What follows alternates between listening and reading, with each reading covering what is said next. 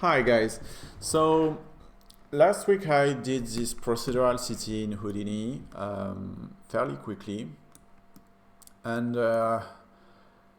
I decided to share it with you actually because I've started to learn Houdini 1 year ago, and I was facing issues in classical other 3D software, and I decided to jump into Houdini, and I was like desperate.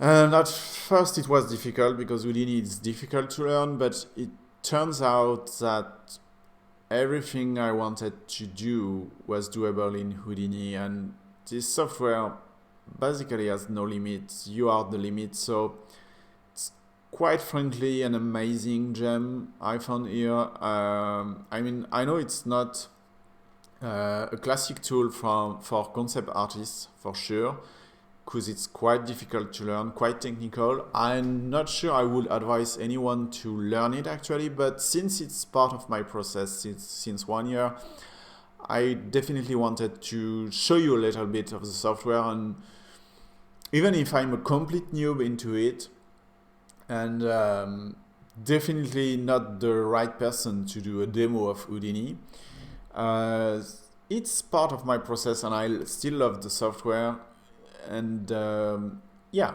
makes sense for me to share it a little bit with you, why I love it so much and why it's more and more a part of my creative journey. Okay, so I will explain how I did this little city. It was quite simple actually, but before that I think we should discuss a little bit and introducing a little bit more a thing about Houdini. So in Houdini, things are kind of called like that. So those things are the point, of course. So nothing crazy. The edges, quite commons. And the faces, or you could say maybe polygon, I don't know, or n-gon would be probably the best. N-gon means could be a triangle, could be like that, or it could be, I don't know, something like this. Okay, so every n-gon is called primitive in Houdini. So it was a bit confusing for me at first, so that's why I wanted to precise this. So okay, at the moment nothing important. Another thing, okay, so another little thing is called the group. So the group are basically, how does they call this in Blender? It's just because, I don't know, coming from 3ds Max, for my for my whole life I've done 3ds Max and then I switched to Blender. Yeah, you see vertex group. Okay, so it's basically those kind of groups. It's not like, I won't say it's like the 3ds Max group.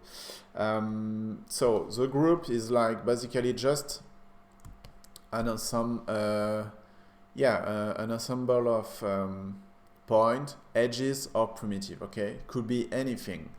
So it's like there is no notion of fading in the group. It's really either the vertices, for example, I don't know, either those vertices, for example, are part of a group, either it's not. Okay, so let me picture that for you. I've prepared this little scene, so I will drop, I don't know, I will drop, okay, a grid. So I will drop a group, and you see, so what I will do is say keep in bounding region. I will use a sphere. So you see I can increase the size of the sphere. So right now you see the group type is in primitive. So primitive, I said, is the polygon or the faces. But it could be also point, you see. Could be the point, could be the edges. Vertices is a bit more complex. It's like, I don't even know, I don't even understand it. But yeah, it for sure makes sense for them, and it has a meaning, and it has a purpose, and it's very useful in some cases. Personally, I didn't face any situation where I needed to use this, but you see, that's yeah, the way they name things. It's a bit confusing when you come from 3D software. For example, in 3ds Max, I think vertices was actually the point and not the point. So yeah, anyway, doesn't matter. So yeah, group. Okay, group, and then if I want to delete this group, you will see. So I choose my group 1, and it doesn't work. You see, I've got this little explanation mark, but it's because the entity I want to delete is primitive, and my group is about point. So there it is. And because everything is procedural, of course, you can change your mind anytime. And yeah, okay. So those are groups. So not really, okay, not really hard to understand. A bit more difficult thing in Houdini, and I think it's the main reason why Houdini is so strong, it's called attribute, okay? So those are, for me, it was the most difficult thing to understand coming from a 3D software, classic 3D software once again. So the attribute is basically a value that you attach to either a point, an edges, or a primitive. I guess most of the cases is like on point or primitives, I think. So basically imagine you could say, okay, I want these vertices, this point to be attaching a value of 1 to this point and this one, but maybe this one is 0.5, this one is 0.5, and this one is 0. But it could also be attached to the primitive, to the faces. So this face could be 0 and this face 1, okay? But it could also be a float. A floating number is, you know, I don't know, something like this. Okay, so this could be, you know, 0.44, okay? So attaching value like that to either point or primitives can then, you know, be very useful, and I will clearly make an example so it will make more sense. So, okay, so I got this grid. Maybe the best way to show this is the attribute randomizer. So coming from default, there is a few, I don't know how they call that in Houdini, but there is a few attributes already existing on your geometry, and for example the color attribute, which is called CD, okay? Capital C and little d. And you see it has randomized the, let me turn off maybe the light. Yeah. Oh, actually it didn't. Okay, well, it doesn't matter. I will delete them. So yeah, more clear like that. So every point has a color, but I could put that onto primitive, as I said, you see? So as you know, a color is a value on 3 channel, RGB, and clearly you can randomize the color of the faces, because since it's a value, it's an attribute and it's attached to a primitive or a point, as I showed. So we could, for example, do it like, let's say we create an attribute. We create an attribute, and I will call it test, okay? Doesn't matter the value. I will randomize my attribute test. I will put it on primitive. Right now it's on point, so primitive. So it means that I want to attach a value to the faces, and I want to randomize them, okay? And now I will use that example because it helped me to understand what was attribute. No, I'm using a poly extrude. I will say individual element, so it use it's actually extruding every faces separately. And you see in the local control, I have a thing called distance scale. So the basic name for the distance scale is Z scale, but we will replace it by our name attribute, which is called test. And you see it's working, which means every faces are extruded, but looking through this test value, okay?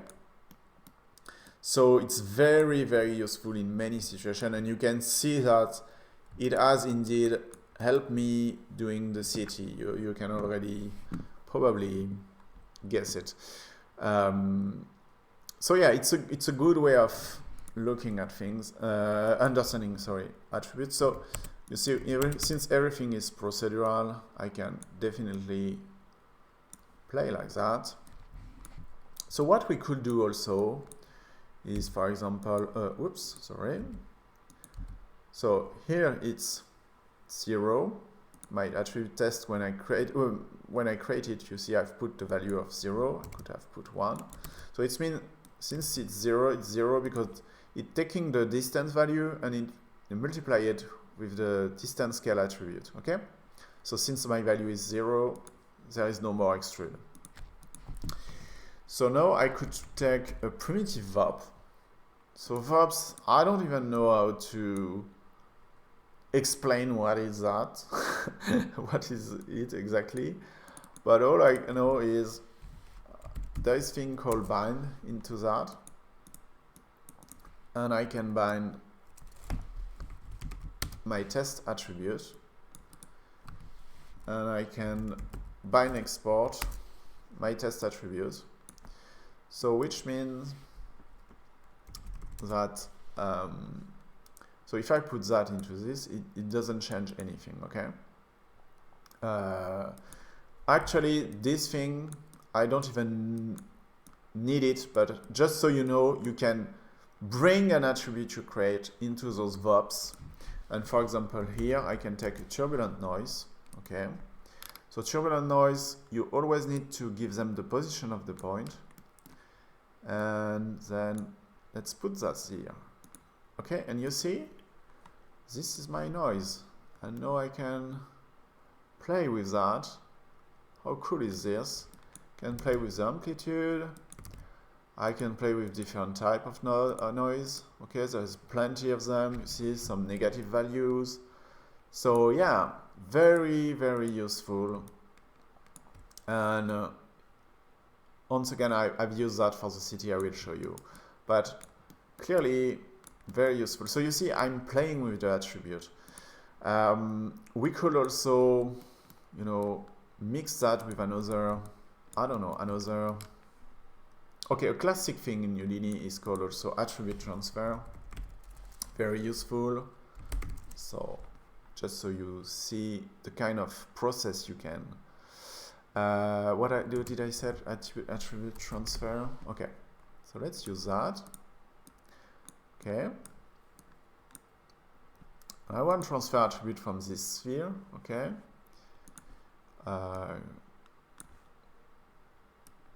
Whoops. Come here. So I will put the same attribute on this geometry. So it's called test, but with a different value. Let's say a huge value. Oh, okay, maybe it's a bit too much. Okay, so right now you say, wait, it doesn't really work. It's putting the value everywhere, but you see here, I got something. Wait, it's a distance threshold. You see, the distance threshold. So now I'm adjusting the distance at which the attribute from the grid is affected by the sphere here. So let me highlight the sphere. So you see the sphere is here, okay, and you see the distance is quite high, quite big right now. So I can probably put, I don't know, yeah, 0.5, and more important, I will blend. You see, you can blend the attribute. So this has a way. This is a way of doing some great things. You see, I can blend things. I can change the way it's affected with different kind of model. You see, it's doing some different things. But yeah, definitely a very useful thing. If it's too big of a value, you can use that.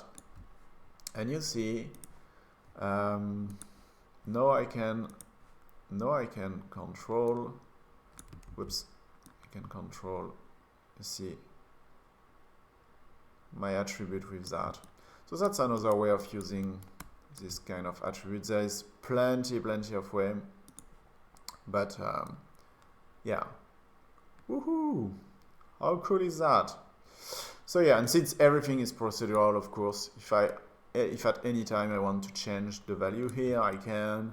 And you see I'm doing some sort of cool different things. Why not? I mean, why not? Okay, so I hope it shows the point. I know it's probably kind of confusing at first and maybe not that clear. Maybe I'm not the best teacher of Houdini for sure, but I swear this is very useful, and I hope this kind of example show how it could be useful for you, because since it's non-destructive, all procedural, you can always change things and play with things, and very useful. Couple of more examples of why I love Houdini so much. So, oops, let me hide this. So, let's take this sphere. And you see there is a thing called rigid body material fracture. And it's basically doing some fracture. And so I've studied that a little bit. And I mean, more than a little bit. And I will be very clear about that. It's like, there is no software out there that can do that the way Houdini works. I'm pretty sure of that. Like, it's insane the number of options where you have to fix problem, because fracturing object is a great source of problem. It was basically the reason why I quit everything. I've tested the everything, like so in Blender it's just a Voronoi fracture, so you can't even have, by default, you can't even have this kind of detail cracks. But there is a plugin. I've tried to help them financially, and there's a plugin that should come to Blender, that should become, I think, part of Blender. It was called Blender Fracture, I don't know what. I don't remember the thing, and I tried it. It was on the old version of Blender before the 2.8, I think. And I tried it, and it was very nice. But once you test Houdini, it's just a no match. Like, there is no way you can beat Houdini on this topic. You can use the custom fracture. Okay, I won't go into detail. It's not the purpose, but just the custom fracture thing is crazy. There is also the Boolean fracture that is very useful and works so well. So yeah, it's unbeatable. And you see, one thing I wanted to show with this little example is like, so exploded view is just a way of showing, exploding things and show a little bit how it looks. But one thing I love about Houdini is the huge flexibility, the way you can convert things into things constantly, and this has really, so yeah, actually let me remove that for the moment. So you see, one thing I wanted to show is, for example, if at any point I want to say, oh, you know what, I want this to become some volume things, and now I will bring back some light to show you. But you see, we just convert into volume things. So you will say, okay, Okay, I can do that like in Blender by rendering some meshes with the volume shader. So, okay, but in Houdini you can do multiple operations on those so-called VDB. So you see, you can, yeah, there is so much thing, I can't even, but you see there's the VDB combine. You can do Boolean if you want into voxel, you know. So yeah, it's crazy. So you see those clouds. I can, if I want, I can make them very tight to the mesh. I could push the value even more, but it's not really the purpose. But one thing I wanted to show is, so right now there's two different type of volume also in Houdini. Right now I'm converting it to called SDF, and which means that I can convert that back into polygon. So it's completely crazy, which means that, for example, if I do a subdivision here, I could displace that with a mountain node. See? Okay, so see, it's just a displaced map. You can do that and say, okay, but my geometry is completely broken here. What could I do? What could I do with that? But just turn it, I don't know, into clouds if you want. If you want, you could have convert it. So the classic things in Houdini is VDB from polygon. So sorry, it's not very clear, but basically it's just two type of. This is voxel. This is more like 3D code, and this is really fog volume. Okay, and you can convert one into another at any time if you want. So you see the voxel size. It's really like 3D code. And you see, if I want, I can convert that back into polygon. There it is. And it has solved, of course, if I put, I think it's called fill interior here. I know that inside that, it has solved all the issue with the intersection and stuff like that. I mean, it should have actually. So you see, that's crazy. You can, I don't know, create weird geometry, weird shape every time to anything. If you want that to be, as I said, a cloud, could be a cloud.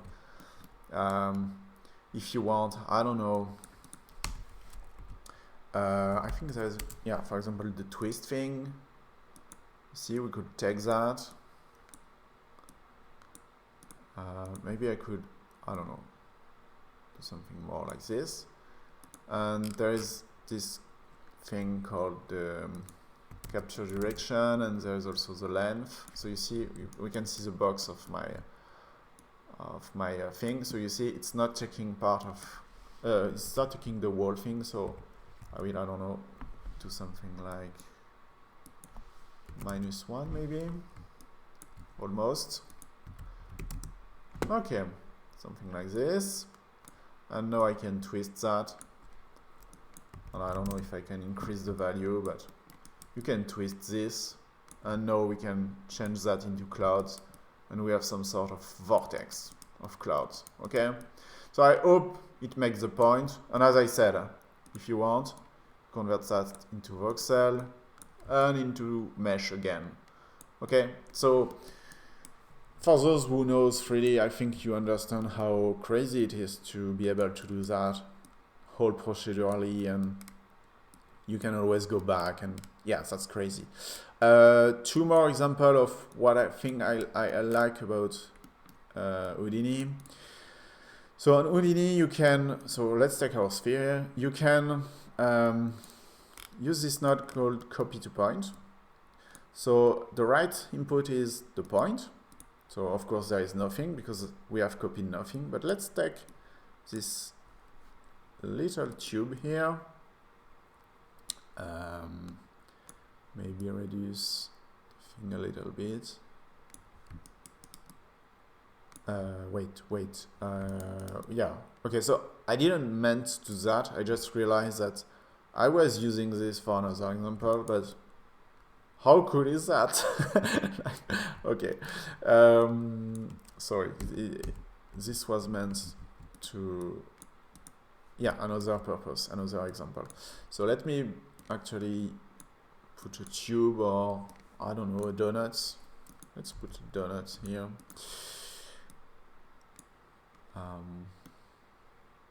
Something like this. So as I said, sorry, you can copy those donuts to the point of the sphere, okay? Because everything here has point. You see, I can highlight that a little bit here. You see those points. So I can copy a torus to the point.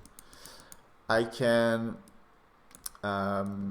more important, I can scatter point onto the surface. So that's very important. This thing is very useful in Houdini, and we use that quite a lot. You can scatter point onto the surface randomly. So now it will randomly copy the torus here. Let me put actually a transform here. And I will just reduce the size, so it's maybe more okay. And one fun things we will attribute randomize once again. There is an attribute inside the machine that is called orient, and is under so it needs to be 4-dimensional. Don't ask me why. And there it is. We have randomized the orientation of those little things. But just keep in mind, it's not an obligation. If you want, you can probably randomize just on one axis or whatever. There's plenty. Imagine we scatter trees. We want to randomize along the y-axis in Houdini case, because it's not the same convention as Blender. Blender it will be the z-axis. But of course, you do whatever you want. But just for the purpose, I don't know. I feel like it's more fun to do that. So we see right now it's not the point of the sphere anymore. It's some point jittered, scattered, and in a random way onto the surface. But you could also say, okay, ISO offset is another way of creating volumes in Houdini. See if I increase the value. It's a bit like my cloud things, and the point is, might have pushed. Oh my god, what did I do? Okay, escape. Okay, sorry. Okay, so you see, it's the fog. So it's taking the volume, and now I can scatter point, but it will be on this volume. Okay, it's not the surface anymore. So it's remind me a little bit. If you are familiar with particle system in 3D software, it will make sense for you. I'm sure of this. And you see, now I can put my torus, but into the volume of the sphere. So it has many purpose. Okay, we could, I don't know, we could, yeah, we could just take this thing and, as I said, transform it into ISO offset, scatter point into the volume, and now we have this cloud of donuts, of a torus. Okay, so you see, copy to point is an important node in Houdini, and I think as a beginner, it's one of the nodes that I liked. I don't know, everything makes sense, and I don't know, I love the way it works. And one last node I want to show you is the copy transform node, also very useful. So basically you got your number of, you see, of copy here, and right now I'm saying every copy rotate from 5, okay, from 5 degrees. Could be 12, could be 1, could be yeah, 2, but you can also play with the scale every copy. So I have no need, I think, to explain you how useful this kind of node are. I'm sure, pretty sure. So you see, right now we just create some sort of spatial portal that lead through, you know, one area of the galaxy to another, I'm sure. So you see, yeah, copy transform, copy to point,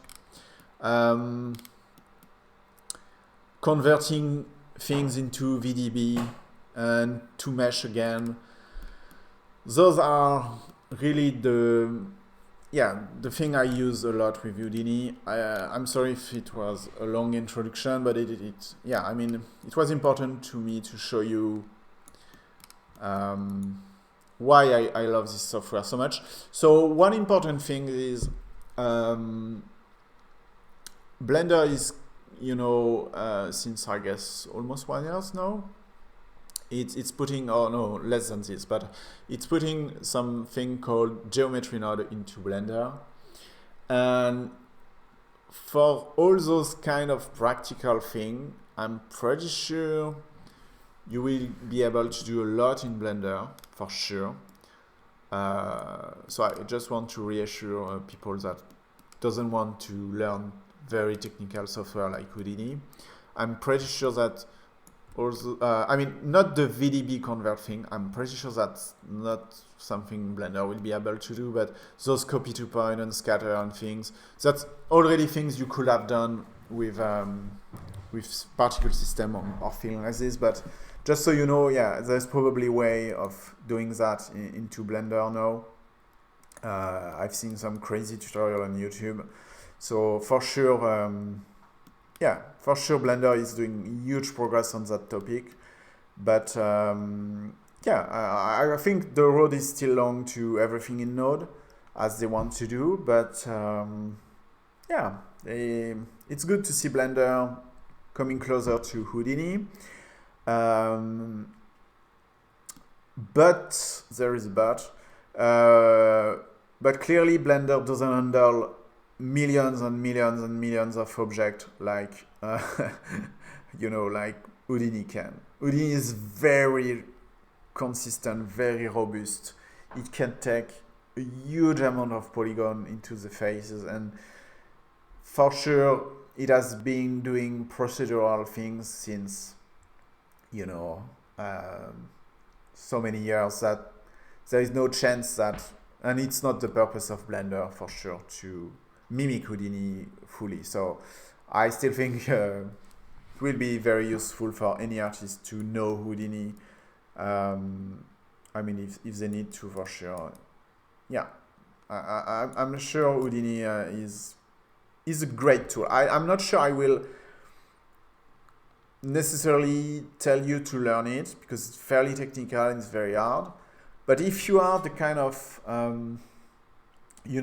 mind that love 3D for the technical aspect, that find 3D fun, that find 3D not a pain, because it's the case of many artists. So there is very, I know some artist profile that is very turned on, towards 2D, and for sure those people, for many of them, 3D is like a pain. It's a pain to learn. It's not very fun and stuff like that. So of course, I'm not going to advise them to learn Houdini. That makes no sense. There is other way around to do things. So it doesn't matter as a concept artist. And I won't advise artists in general to learn Houdini, but I just want you to know, that I use it and how cool I find it. And if you ever face in a 3D software a real technical difficulties, and the answer is basically something like, oh, you have to install this plugin and pray, or you have to learn how to code and things like this, then I'm pretty sure there will be a solution in Houdini. Anyway, for procedural modeling topic and particle topic, for sure. So long introduction. Let's jump into, I guess, the tutorial about the main subject here. So the city. So basically I did that. So just so you know, once again, I'm a beginner. There's probably millions way of doing that better, okay? A professional of Houdini who looks at this this process will probably cry. But yet I did something I think I couldn't have done in any other 3D software. especially how quickly I did that. And I didn't try to push the detail too much. I just did some little tricks. And it was it. Like, I didn't try to do it very well. That's what I meant. It's really just an exercise, okay? So it all comes from this Voronoi fracture. Oh, this is not useful, sorry. This node has no meaning. And then I will scale down each primitive. I will refactor it, okay? And refactor it again. Some little, you see, some little, I don't need that. Why did I put that node everywhere? Okay, some little, you know, shape here. And then I've created some spaces again. I've measured the size of things and delete the really tiniest little pieces because I don't know, I was afraid of having some glitches, maybe. There, I create this attribute called extrude. Make those. I could have called that test or whatever. It's just the attribute I showed earlier. This attribute, I will use a turbulence to mix it with my attribute, and I will also, yeah, I've also, well, that's probably complete bullshit. That could be done very, yeah, in a simpler way now that I know things a little bit better. But basically what I did is I wanted to, let me go to an extrude. I think this will be this one. Okay.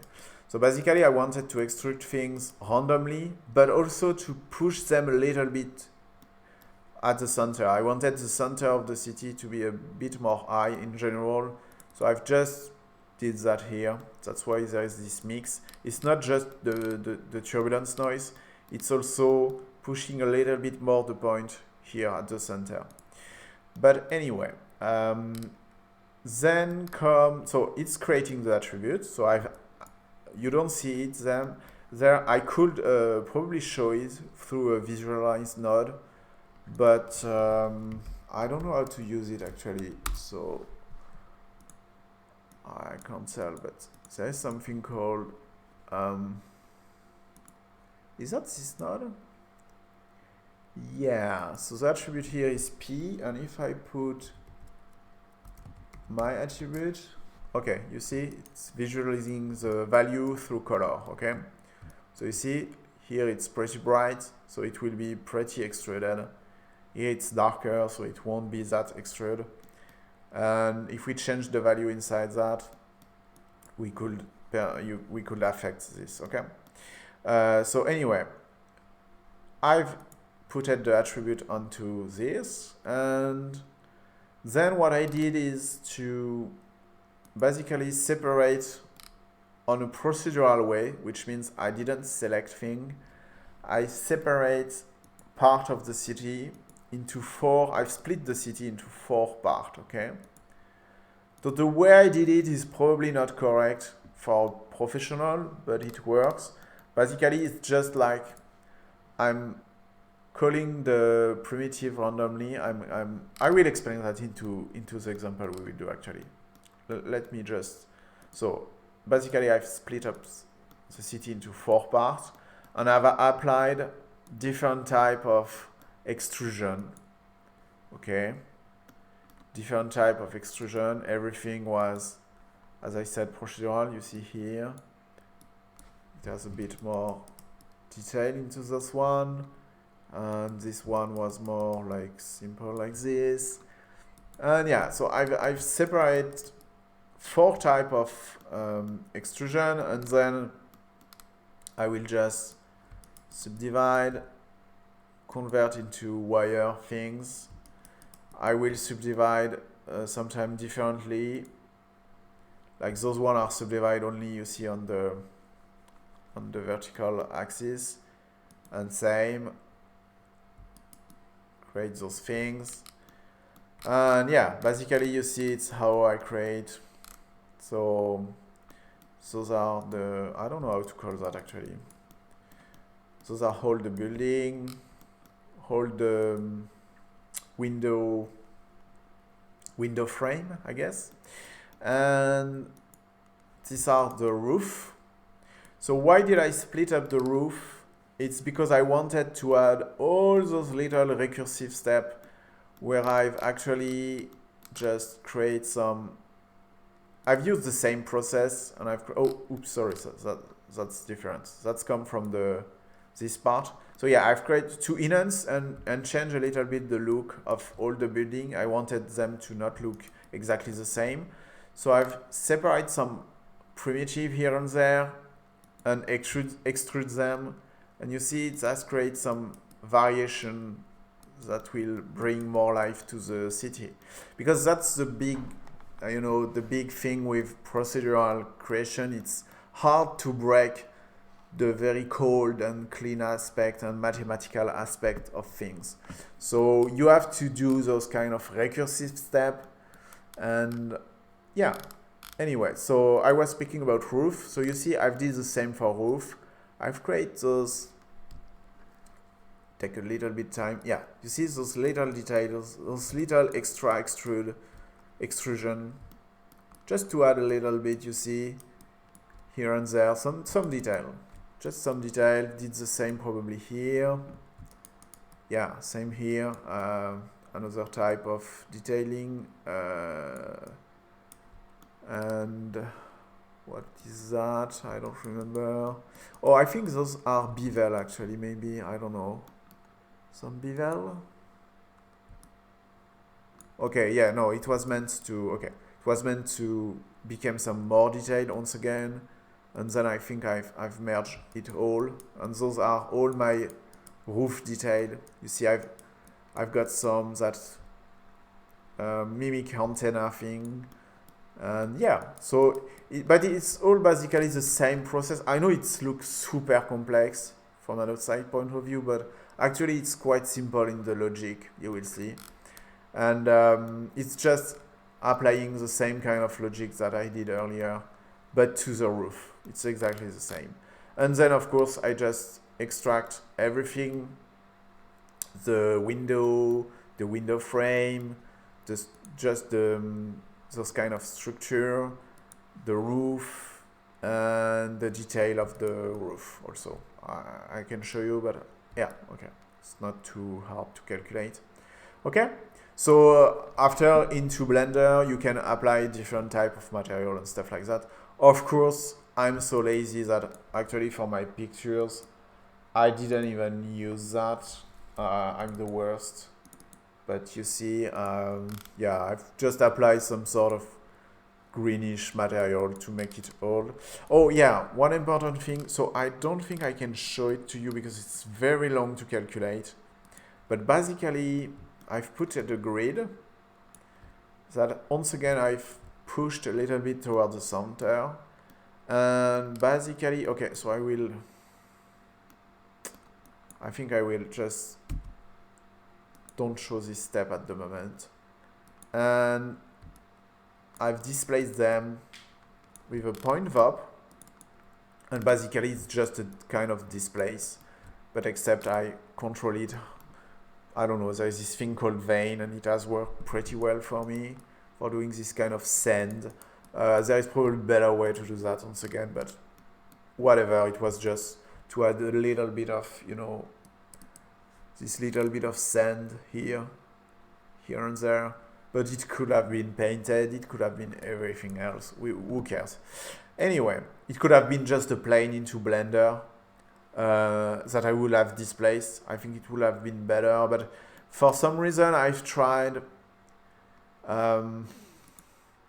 yeah, so let me try to show you what I did actually. But for some reason I tried to, yeah, so I will explain what I did actually. So I've created a Boolean to intersect every time my my building, okay, every time my building was intersecting with the grid of the sand, I've created a Boolean to intersect that. Okay, I don't know if I should explain this, but actually I wanted to take, you know, those are, okay, let me explain that. So those are, you see, multiple primitives. You can see it, okay? And what I did is I create an assemble node, and I checked create packed geometry. So packed geometry means it will take all my primitive here and say everything that is connected, okay? Everything that is connected is just now one primitive. So it's very, very useful. And then what I did is I've just copy paste some meta ball here, you see. So it was meant to, and then I magnet the grid. Okay, let me, if I want to show you why I did that, I need to, oh, okay, yeah, it's taking time because it needs to recalculate the Boolean, sorry. But I will reduce the number of polygons just to show you why I did that. I will try to, I remember it was quite long, but I will try to explain why. Okay, okay, actually it's okay. So you see, I will push it so you can visualize what I meant. I don't know why it showed me the meta ball, so I will just do that. So yeah, it's what I did. It was a bit more like that. So my idea was to, no, it's a bit too much, of course, but yeah, my value was quite okay, but just so you understand the logic. So my idea was to dig the sand where the building is, okay? You see, that was the idea, but at the end, didn't really work, we don't really see the effect, so I'm quite ashamed about that. But just so you know, you see, I've used the meta ball thing, and I've copied to point meta ball. So it's show you how you can, you know, express your technical creativity with Houdini, because you can do everything. Yeah, and the magnet things, it work only with meta ball, so that's why I had this idea of, hey, I can copy meta ball onto point.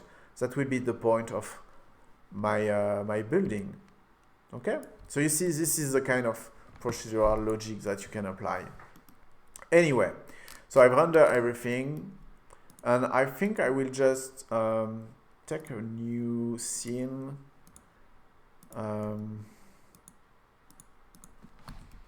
Just to redo a few steps with you, because maybe it's not clear enough. But yeah, you take grid. Okay. Can I turn off the light one way or another? If I do that. Yeah, okay, thanks. So as I said, Voronoi factor. So the grid shouldn't have more than 2, because I just want the edges from the Voronoi factor. So Voronoi need to have some point given. So as I explained earlier, we will scatter point, and there we go. Okay, it's a bit too much. I don't know, something like this. And then I will take a loop for each primitive. Okay, and what I will do is I will transform. Okay, and I will show you something that is quite non-intuitive in Houdini, and this is the kind of thing that if you are not a technical mind, you will probably freak out. But basically, you see, I'm scaling them, and the problem is it's scaling every primitive, but towards the main pivot point of, I mean this pivot point actually, 0, 0, 0. So the origin, it's the same as the grid. But there is a little expression we can put here. So this is the kind of thing you learn on internet, asking questions to professional. But yeah, you see, I'm putting those $CEX, CEY, CEZ, and it's just transferring the pivot point for each primitive to their center, okay? So that's quite cool. And now you see, I can control the size of my road, actually. So as I said, then I just redo a Voronoi. Oh, just remember, I have to uncheck create interior surfaces here. And you see those little visual bug? It's because of this. Hop! There we are. So for some reason, I don't know, I just plugged in those points. It seems to do something cool. But you could have scatter point once again, like, doesn't really matter. You see, we could have scatter point. Maybe actually scattering point would have been a better solution, I don't know. Create some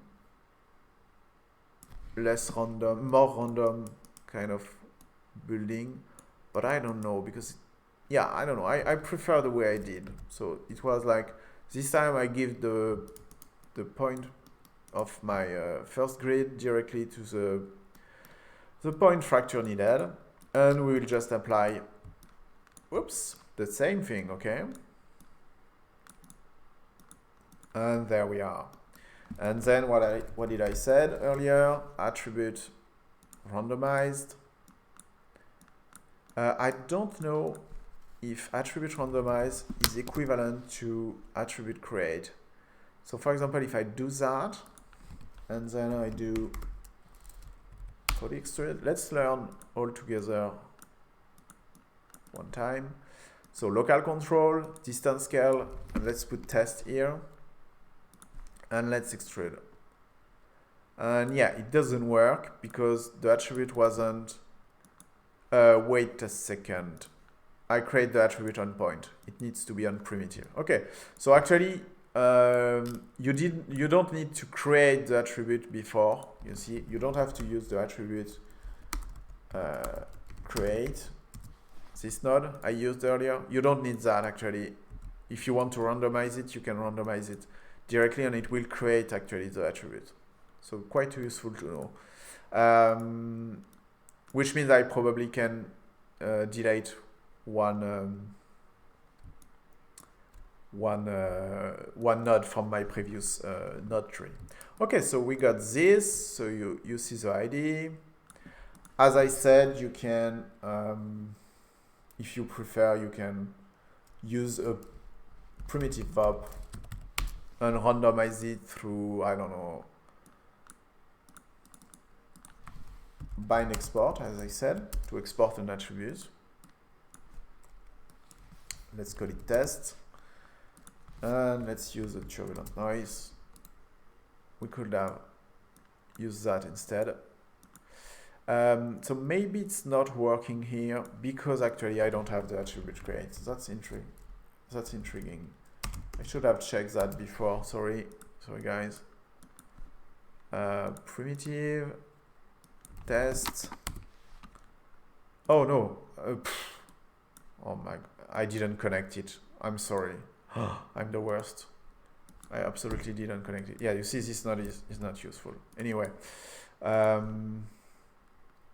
So yeah, could play with the noise if I want. Maybe it creates a more interesting randomness actually.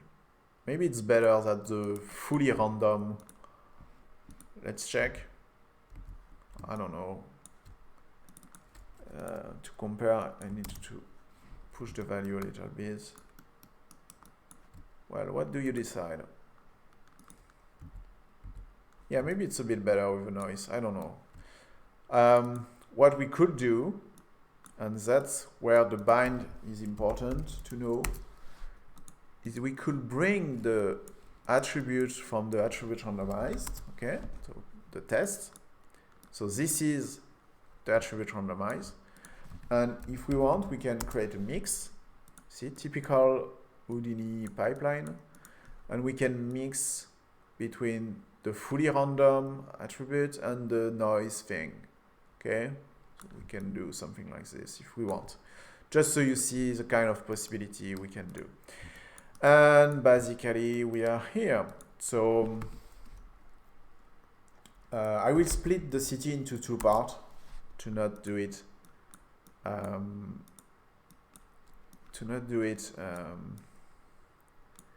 into 4 parts and not complexifying too much. So as I said, so sort is like the ID, you know, the ID. Every primitive or point needs to have an ID, needs to have names that Houdini inside, you know, for making this showable in the viewport. It needs to understand which point is which, so everything needs to have a name. And what I do here is basically I will put primitive sort to random, and there is a seeding as every time we will randomize something. And for example, I will say, okay, randomize completely the name of those primitive. And now I can use the group, and I will group by range. And I will say, okay, use, I don't know, 100, 200, maybe more. Oops, too much. Okay. And you see, if I change the seeding, actually, it will change the kind of selection I have, because it has changed the seeding of the sort. And now what I can do is create a delete node, and you see I can delete selected, take my group 1. I could have, I don't know, call it, for example, split, would have make more sense than group 1. And you duplicate this node and just say delete non-selected. So this way we have splitted the city into 2 parts, okay? So as I said, there is probably a better way of doing this, but this has worked for me, so just showing you that. And yeah, so poly extrude, same here, I guess. And now I can, if I want, I can use those extrusion groups to extrude it different ways. So let me explain. So let's take those one, for example. And let's say we want the front group open, okay? Whoops. So basically what this means is it creates a group of primitive that are the front extrude. So it means this face, you know, because it's the front of the extrude. And now I can do another extrude. Okay, but I can do it and taking the extrude front group I just take. Okay, and you see this way you can control things. And for example, there is the extrude side group. So this is the first face. Okay, let's go back to the first extrude, and you see we can check also the extrude side group, and this way we can create another extrude, and since it's grouped, I can use the extrude side group, and now I can extrude like that. You see, so now you understand how I did the city. It was just playing with these groups and creating different type of extrusion. So once again, I know there is some sort of extrusion recursive loop that you can do into Houdini. I'm sure a technical director will say that I'm probably an ape and I don't understand anything and I'm dumb, and I can hear that.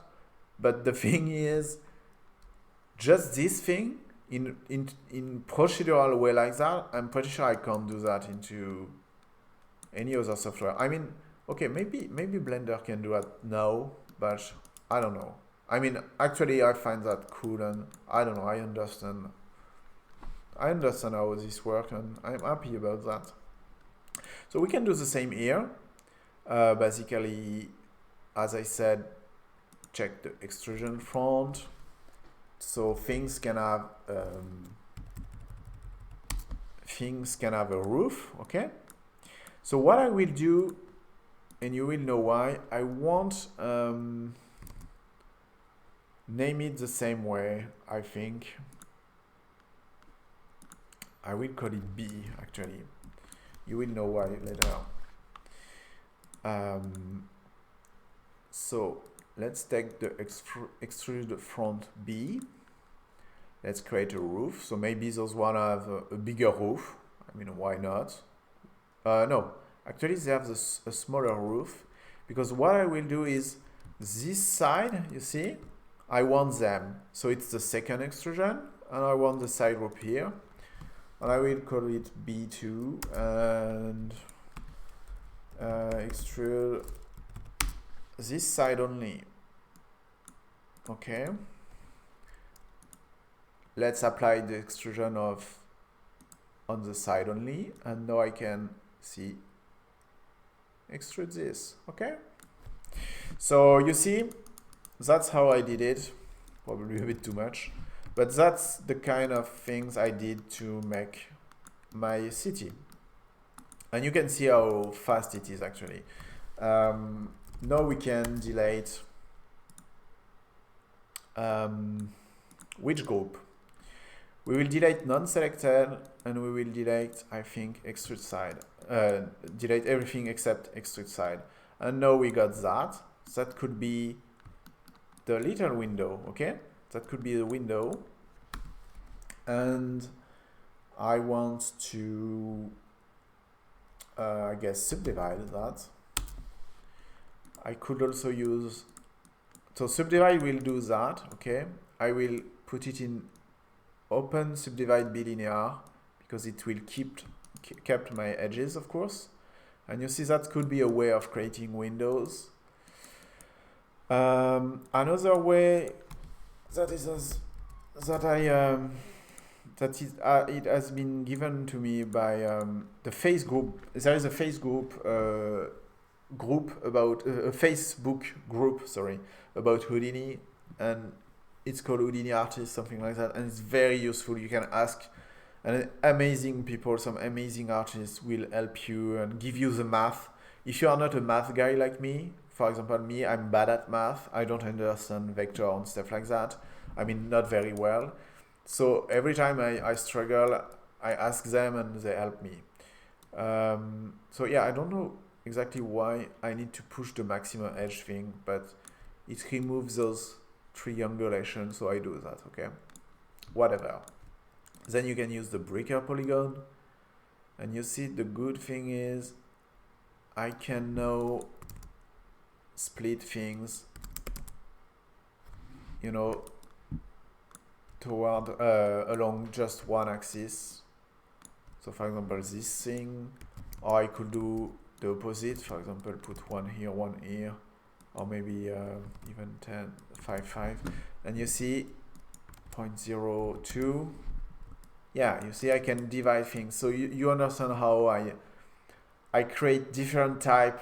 As I said, it's important to break the procedural clean aspect of things, and this was a way of, you know, create different type of window, so it add richness to the visual of my city, okay? And what we will do with that, well, so for example, let's take this. This thing is extrude side B. You remove this one. Wait, no, I didn't create the group. I think I didn't. Extrude front, and yeah, I need here. Extrude side,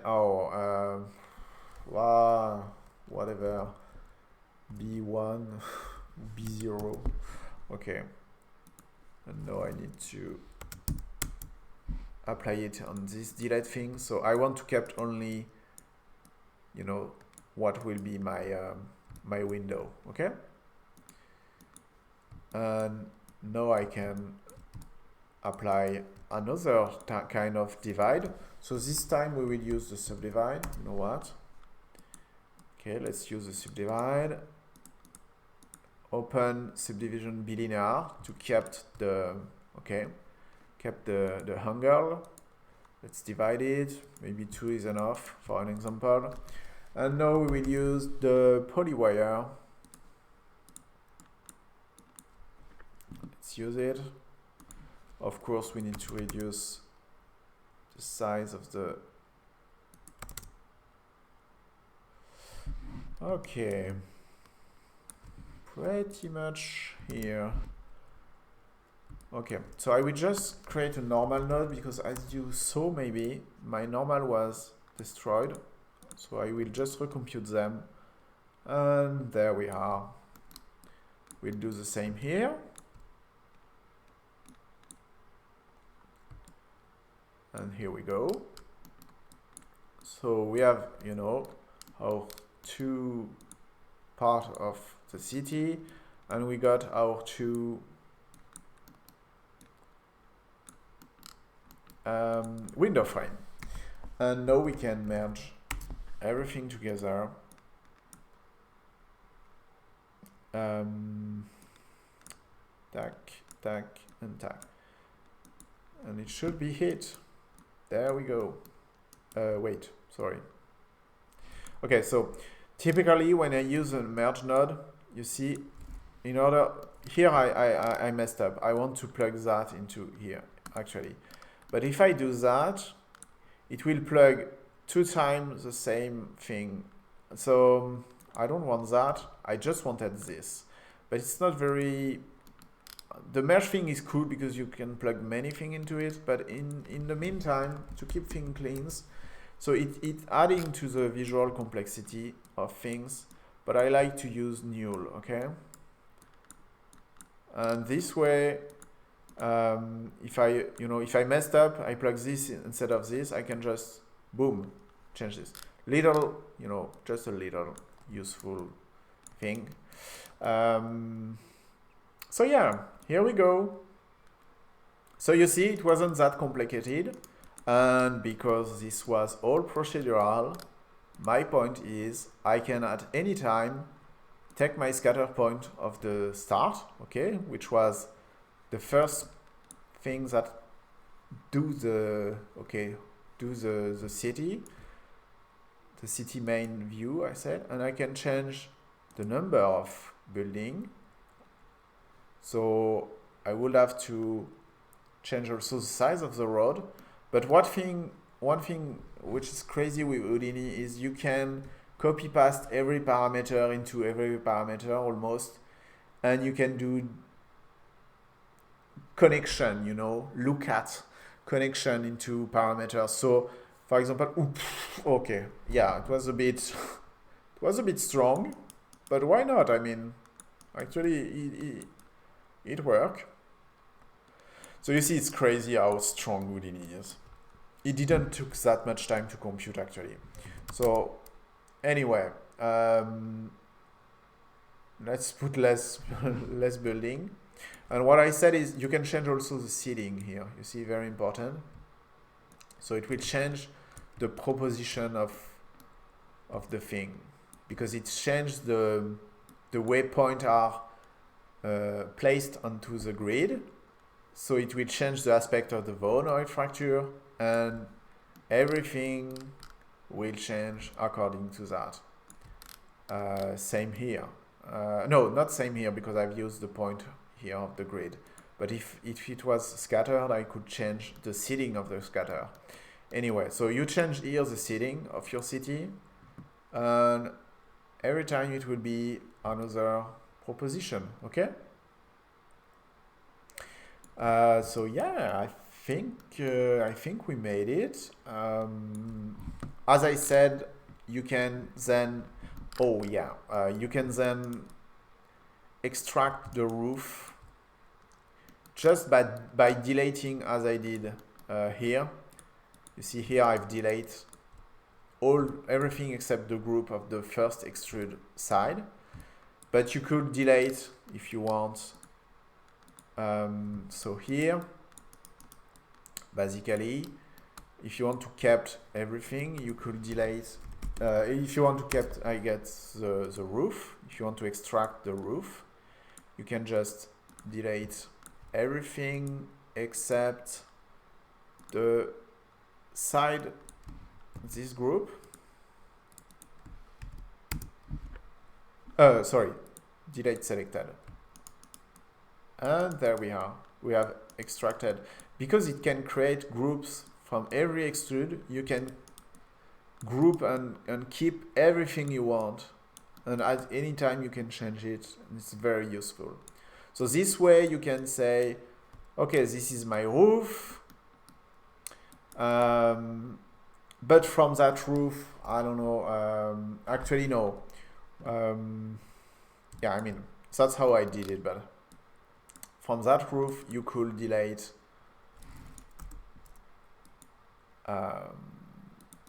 non-selected. Oh, sorry, yeah. You see, I've kept all the... No, actually, that's not even what I want. What I want... Yeah, it's extrude front B. Wait.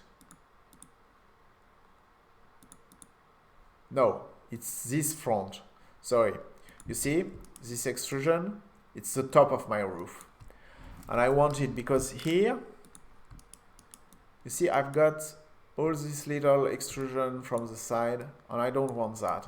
So actually, what I really wanted, was from the second extrude. I wanted the front here, and I don't even know. So I did complete shit here about my name of group, but you will do better than me for sure. So yeah. No, I said 2. Sorry. Okay, and there we are.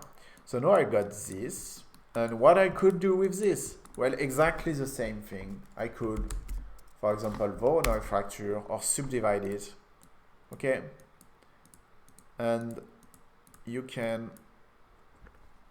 Okay, so once again, uncheck create interior surfaces, and once again you can apply the same sort of logic that I did. You can sort primitive randomly, delete them once you group them by range. Okay, so I group them by range. I will just select a bunch of them, 100 let's say. Should be group 1, okay. So you see I've kept only a few pieces, and I extrude them only. And there we are. We can plug that into a new input here. And there we are. We have created this kind of little detail, little box on the head of my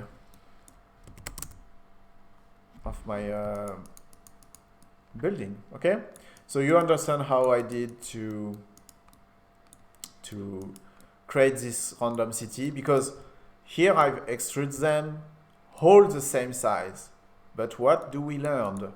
We learned that we can use in the local control the Z-scale attribute, and we could randomize it, okay, before doing the extrusion. And let's copy paste Z-scale here, okay. And now you see, did this work? No, it didn't, because it's in point. We need to put it in primitive. And there we are. So you see it has randomized, and I can randomize through a bigger range of value. And now I've braked, once again I've braked a little bit more the procedural clean aspect, just a little bit more, because every detail doesn't have exactly the same extrusion size, okay?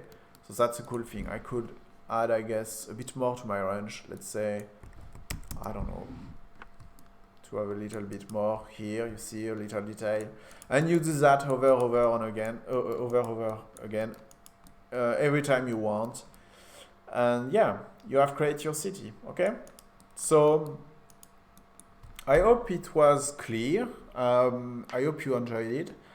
I'm sorry if it's a bit confused. Once again, I'm not the best to explain Houdini.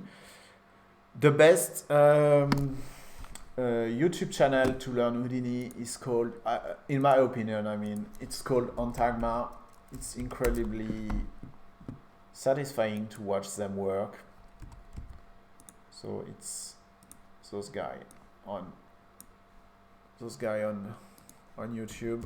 You see those guys. So go follow them. I love them. They are so interesting. They discuss also sometimes difference between Blender and Houdini. They give plenty of examples. They do some tutorial on Blender too, so you better check them. They are really incredibly technical and strong in Houdini. That's very useful, but they try to be accessible, so that's very useful. So yeah, anyway, hope you enjoyed. Hope it makes sense. And you see, it was quite fast actually. We did create some sort of randomized city very quickly. And since it's procedural, I mean, I could just put, you know, my noise here. And I could, okay, I will unplug this one, because actually it's taking a bit more time to calculate. It's already quite heavy. I mean, it's not that long if you think about it, but it's just because since it's a tutorial, I don't want to take edges. I want to see something. We could create some sort of a wave, I guess. Yeah. See, I've created some sort of wave. So now you can create some sort of, I don't know, animated, let me show you, animated, you know, animated city. Oh no, not this one. Yeah, for example here, it will be easier to calculate. And you see I can change the offset and create some weird things. So yeah. And if I said, oh, I like that, I like this wall of building, what exactly does it look like? If I calculate everything, I will plug in also the detail. And here we are. We have calculated this. That's cool. I don't know. I find it cool. I find it very easy actually, and I don't know, it's very cool. So yeah, I hope you enjoyed. I hope it makes sense, and maybe, I don't know, maybe give it a try if you feel like you love 3D and sometimes you are frustrated by classic 3D software for technical stuff. Just give it a try. I mean, you probably didn't wait for me to give it a try, but I just wanted to share it with you. I don't know. Okay, so I leave you with a little time lapse of how I painted things in after rendering it. But to be honest, this is really fairly quickly done. There is nothing crazy. I've just recorded one example. I think it was this one. So I will put it in time lapse, but you will see it's very simple. It's basically just pushing a little bit the contrast, adding a few birds, of course the shape of the cloud. You just paint it, you drag a picture of a cloud into it, and there we go, okay? Nothing crazy. And I didn't push the look too much, I don't care. It was more a mood, and it was more to show, because I did that so quickly, and I'm sure I have to thanks Houdini into that process. So yeah, I decided to do a little tutorial for you guys based on that. So yeah, see you, I guess. Bye bye.